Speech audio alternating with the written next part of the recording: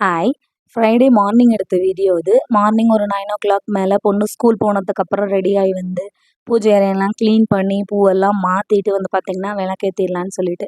Maximum Fridays ஒரு 6:00க்குள்ளேயே வேலையெல்லாம் முடிச்சுட்டு, பூஜை பண்ணிரணும் அப்படின்னு நெனைப்பேன்.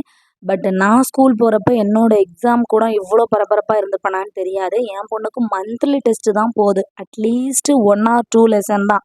அவள எழுப்பி படிக்க வச்சு, டெஸ்ட்டுக்கு பேப்பர்லேருந்து பென்சில், எரேசர்லாம் தேடி கண்டுபிடிச்சு, எடுத்து குடுத்து ஸ்கூல்ல அனுப்புறதுக்குள்ள போதும் போதும்ன்னு ஆயிடுது.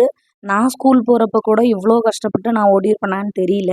ஸோ எல்லா வேலையும் முடிச்சுட்டு ஒரு 11:00 அப்புறம் தான் வந்து பார்த்தீங்கன்னா, சூரிய பகவான் ஒரு 2 வீக்ஸ்க்கு அப்புறம் இப்ப தான் லைட்டா எட்டி பார்த்தார். ஸோ ஃபுல் கிச்சனையுமே வந்து காலி பண்ணி மொட்டை மாடியில வந்து போட்டாச்சு. எல்லா பொருளும் எடுத்து வந்து காய போட்டாச்சு. இத விட்டா இனி எப்ப சூரிய பகவான் வருவார்ன்னு தெரியாது. ஸோ கிச்சனையே காலி பண்ணி எல்லா கட்டப்பையும் விரிச்சு போட்டு வந்து பார்த்தீங்கன்னா, காய போட்டாச்சு. இங்கேயே ஒரு 2 மணி நேரம் பட்டறைய போட்டு எல்லாத்தையும் எடுத்து வச்சு, அதுக்கப்புறம் ஈவினிங் போல வந்து சஷ்டிக்கு வாங்கின வாழைப்பழம்லாம் நெறைய மீந்து போயிருந்தது. இனி இனி விட்டாலும் அவ்வளோதான். இனி குப்பைக்கு தான் போகுன்றதுனால, அத வச்சு சிம்பிளா ஒரு இனிப்பு போண்டா மாதிரி பண்ணிடலான்னு சொல்லிட்டு ஒரு 5, 6 வாழைப்பழம் அண்ட் வெல்லம் கொஞ்சம் எடுத்திருக்கேன். நாட்டு சர்க்கரை இருந்தா நாட்டு சர்க்கரை எடுத்துக்கலாம். வெல்லம், கொஞ்சம் கோதுமை மாவு, ஏலக்காய் போட்டு மிக்ஸியில அரைச்சிடலாம்.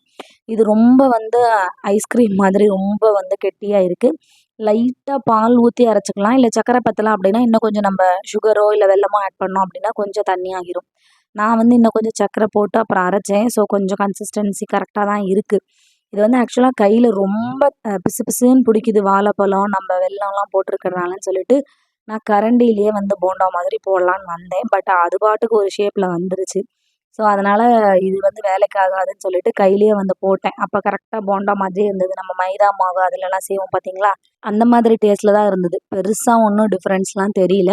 பட் நம்ம நாட்டு சர்க்கரை இல்ல வெல்லம்லாம் சேர்த்துறதுனால கொஞ்சம் கலர் தான் குலோப் ஜாமுன் கலர்ல வந்து பார்த்தீங்கன்னா இருந்தது.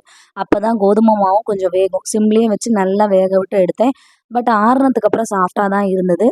வாழைப்பழத்த தூக்கி போடுறதுக்கு இது எவ்வளோ பெட்டர்ன்னு நெனைக்கிறேன்.